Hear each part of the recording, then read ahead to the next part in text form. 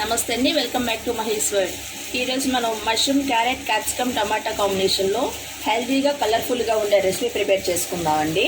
ఈరోజు మనం mushroom, capsicum, carrot, టమాటా curry చేసుకుందామండి, గ్రేవీ కర్రీ. దీని గురించి నేను 2 ప్యాకెట్స్ మష్రూమ్ తీసుకున్నాను, పెద్ద ఆనియన్స్ 3 తీసుకున్నాను, 4 పచ్చిమిరపకాయలు, ఒక 4 టమాటాలు తీసుకున్నాను. అలాగే అల్లం వెల్లుల్లి ఫైన్ చాపుడ్ చేశానండి.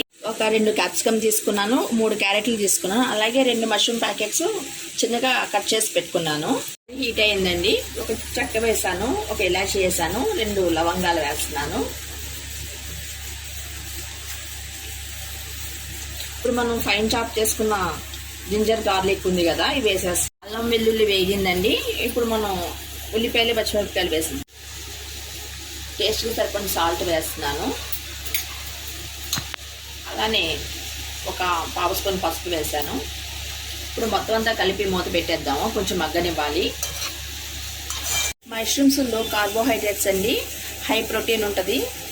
ఇది వీక్లీ వన్స్ అయినా తీసుకుంటాం మంచిది.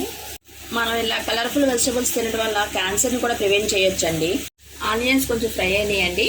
ఇప్పుడు మనం మష్రూమ్స్ వేసేద్దాము. మష్రూమ్లో చాలా వాటర్ వస్తుంది. ఇదిను క్యారెట్ 2 కలిపి వేసేస్తే 2 కుక్ అవుతాయండి. మష్రూమ్లో నీరంతా ఎగిరిపోయిందండి.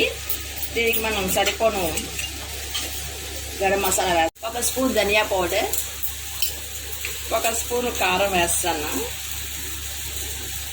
మసాలాలంతా బాగా కలిపేసానండి. ఇప్పుడు మనం కట్ చేసి పెట్టుకున్న క్యాప్సికమ్ ఉంది కదా, ఇది వేసేస్తున్నాను. ఇది ఎక్కువగా కుక్ అవ్వాల్సిన అవసరం లేదు.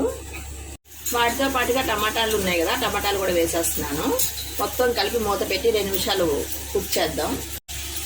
మధ్యలో మూత తీసి కలుపుతూ ఉన్నానండి. మష్రూమ్ కర్రీ రెడీ అయిందండి. ఇప్పుడు నేను కొత్తిమీర వేస్తున్నాను. ఆ కర్రీ కాంబినేషన్గా చుక్కకూర పప్పు చేశానండి. మీకు నచ్చింది అనుకుంటున్నానండి. Thank you for watching.